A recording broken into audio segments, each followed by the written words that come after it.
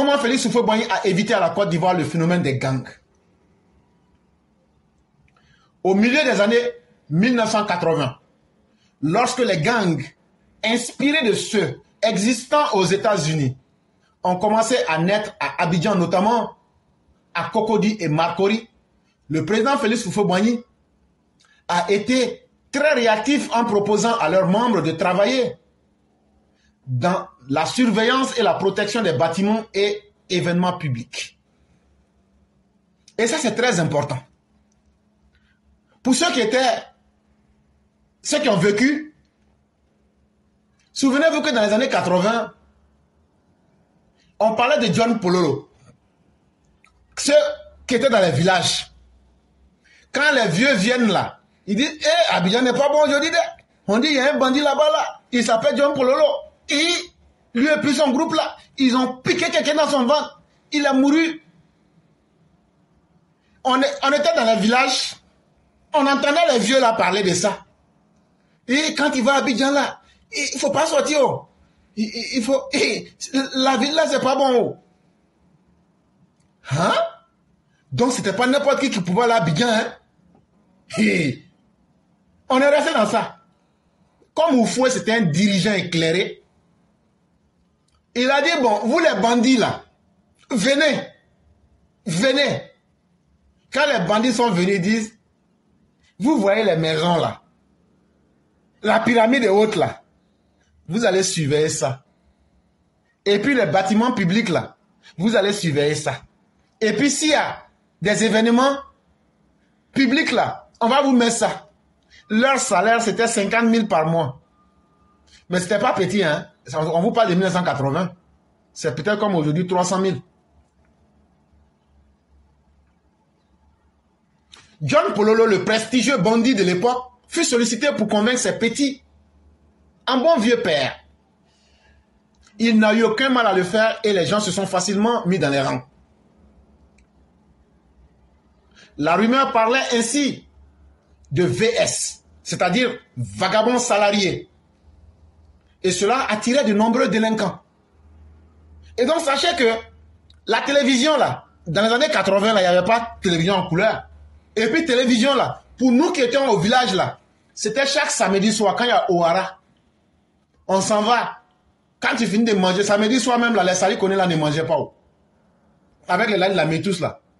Ils ne mangeaient pas. Si je mens là, vous êtes là, vous allez témoigner. Parce que si tu veux manger, tu vas dormir. Donc samedi soir là, on s'en va regarder Ohara ou même Rick Hunter. Et comme ça, il faut aller. La seule télévision du village. Quand tu t'en vas, tu as 5 mètres, 6 mètres. Tu es là, tu regardes. Non, c'est là, Salikone a appris à mentir aux gens. C'est qu'elle n'a pas, toi tu as 5 mètres. C'est qu'elle n'a pas vu dans l'image blanc-noir là. Elle dit qu'elle a vu. Et puis elle dit qu'elle a entendu. C'était avec batterie qu'on faisait allumer les télévisions. C'était chaque samedi. Parce que batterie là, si tu veux regarder tous les jours là, ça va finir. Donc là, celui qui avait la seule télévision du village était très important. Était très important. Et donc, il y avait des films américains qui circulaient où on voyait des gangs aux États-Unis. Il y avait les Crips, il y avait les Bloods, il y avait les whatever. Mais toujours, nous, on ne connaissait pas tout ça là. On sait que c'était les bandits américains. Et puis bon, voilà, il faut essayer de les ressembler. C'est comme ça que les bandits, les premiers bandits de la Côte d'Ivoire sont nés. Les John Polo, les autres là. Et quand ils sont nés là, ils faisaient un mouvement. C'est là le vieux Houphouët a dit, il faut les gérer rapidement. En même temps, dans le même cycle, Yves Zogbo Junior que vous voyez là, il a été très utile, puisqu'il est venu avec un style qui faisait le smurf. Les enfants, c'est de la Côte d'Ivoire, on vous parle. Hein? Voilà. Et ça a beaucoup aidé les jeunes à canaliser la violence qu'ils ont vue dans la musique. Et ça a beaucoup aidé le pays à traverser cette crise-là, sans qu'on en arrive à copier les modèles négatifs. Et donc, Yves Zogbo Junior que vous voyez là, si vous le voyez quelque part, dites-lui merci. Dites-lui que nous, on lui dit merci. On ne savait pas, mais c'est aujourd'hui qu'on comprend. En faisant une émission avec le breakdance et autres, ça a permis à ceux qui voulaient s'américaniser, mais sans jamais avoir été aux États-Unis, de venir, de faire ça, et puis ils ne sont pas tombés dans la violence. Maintenant, c'est qu'un individu ne pouvait pas gérer là. C'est là le vieux Félix Houphouët-Boigny, lui, il a utilisé son savoir et son intelligence pour gérer. Oui, oui, on les payait. On les payait parce qu'ils protégeaient les bâtiments. Mais ça, c'est le bon côté qu'on est en train de vous dire. Mais il y avait aussi des sales boulots du gouvernement aussi. Ah, c'est eux aussi qui le faisaient. Bon, là, on ne va pas parler de ça. Donc, quand on a parlé des VS, les VS, ça veut dire vagabonds salariés. Atto, j'ai dit, la ville de Zolio, Binet s'est vidée, Daloa. De la manière, les jeunes de Daloa vont sur l'eau là. Tous les jeunes de Daloa se sont déversés à Abidjan. Daloa a été vidé de ces bandits qui sont tous allés faire le voyage sur Abidjan pour avoir un travail honorable au point que la ville s'ennuyait de ces démons. Et une fois que ceux qui étaient les plus courageux sont là à Abidjan, ils étaient des voyous, mais ils se sont dit, mais on arrive déjà à Abidjan là, on nous intègre dans un petit quelque chose, j'ai un salaire de 50 000, on est en train de vous parler des années 1980, 50 000 là, c'était avant la dévaluation. Avant la dévaluation là, c'est comme 100 000 francs. Maintenant, vu que la vie n'était pas aussi chère que maintenant là, il faut multiplier ce salaire là peut-être par 5 ou même par 3. Avec 50 000 francs là, tu peux te marier. Avec 50 000 francs là, tu peux ouvrir boutique. Avec 50 000 francs là, tu peux faire ton passeport. Avec 50 000 francs là, tu peux payer, tu peux scolariser tes enfants. Avec 50 000 francs là, tu vas vivre dedans, tu vas payer courant, tu vas payer l'eau. Vous-même, vous savez que j'exagère aussi. Vous savez, vous aimez écouter ce que je dis là, et vous savez que ce que je dis là, ce n'est pas vrai.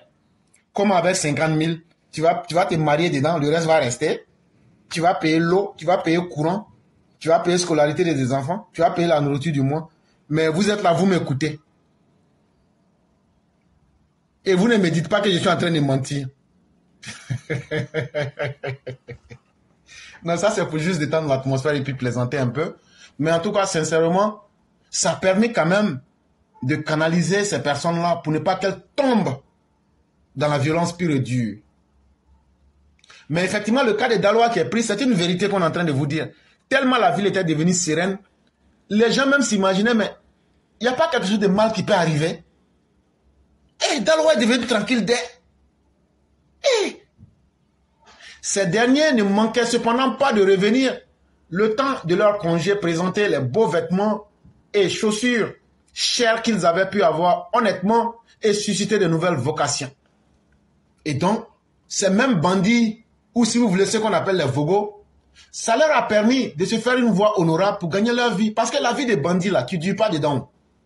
Si tu as trop duré là, si on ne t'a pas tué, en tout cas la SAVAK ne va pas te louper. Ou même la FICPAC ne va pas te louper. Ou même la PJ ne va pas te louper.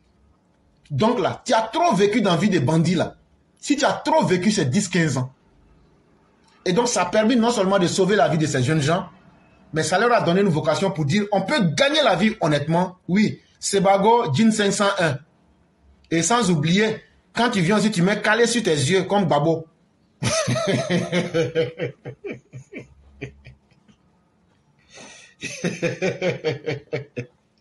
Non, Nadi Bema est trop forte.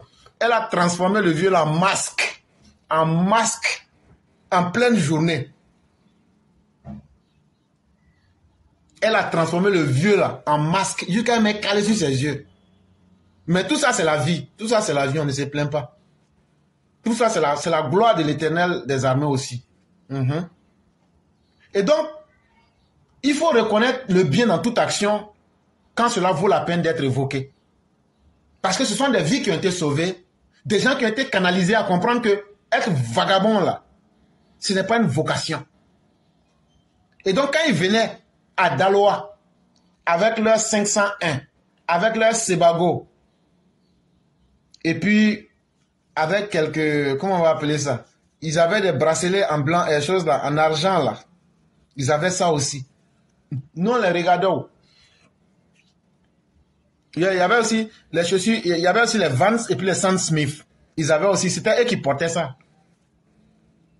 Cela a d'ailleurs, les jeunes gens ayant désormais une occupation et un salaire, pour simplement dépenser leur formidable force et énergie du bon côté du mur, n'avaient plus de raison objective de traîner dans les gangs et agresser les pauvres citoyens et honnêtes gens que nous sommes. C'est ce qui a permis que des citoyens honnêtes comme moi, on ne puisse pas être agressés par les bandits, par les parents des Zolio-Binet, pour que vraiment nous en soyons là aujourd'hui. Cela a d'ailleurs inspiré des opérateurs économiques qui ont commencé à développer des sociétés de gardiennage. L'une des premières et prestigieuses sociétés de gardiennage fut Lafeguard. Et c'est après ça maintenant qu'il y a des gens qui vont voir que cela on peut les utiliser avec leurs muscles, avec les Maples, ils avaient plusieurs noms et autres. Ils vont les utiliser pour commencer à faire les premières compagnies de gardiennage, si vous voulez, les sociétés de gardiennage. Et comme ça, beaucoup vont se canaliser. Et après, il y a beaucoup aussi qui vont venir en Europe et qui vont continuer. Mais ce qui était intéressant, c'est que la grande majorité étaient des Ivoiriens. Et ces personnes-là avaient des limites. Prenez un monsieur comme, par exemple, Gola Montagne. Gola Montagne que vous voyez là. Quand tu le vois dans son style là, tu vas penser que c'est un nifra. Mais c'est un gars, quand tu l'approches là, tu as l'impression que tu es en face de, peut-être, comment je vais appeler, d'une fourmi. En réalité, ces gens-là, c'était d'abord des Ivoiriens, les kékés cassirés ou tout. Mais après, ils se sont canalisés. Mais depuis que les Maliens, depuis que les Guinéens, depuis que les Burkinabés sont venus, ah non, eux ne les connaissent pas limité, eux ils sont sans frein. Eux ils pédalent violence là seulement. Et c'est à cause d'eux qu'on dit de mettre la peine pénale là. Eux ils viennent spécialement en Côte d'Ivoire pour voler. Spécialement pour voler. Et ça, c'est pas bon. Le pays a ainsi vécu dans la méconnaissance du phénomène des gangs jusqu'à l'émergence des microbes commande de la longue crise politico-militaire entre 1994 et 2011. On a déjà parlé des microbes, j'ai déjà fait des émissions sur ça. On ne va pas développer pour ne pas perdre le temps aux uns aux autres. Donc, je vais vous dire de vous référer à ces émissions-là qu'on a déjà réalisées sur les microbes. Et ce que je venais de dire là, c'est le professeur Moritier Camara qui a écrit l'article et puis j'ai un peu commenté pour progresser rapidement.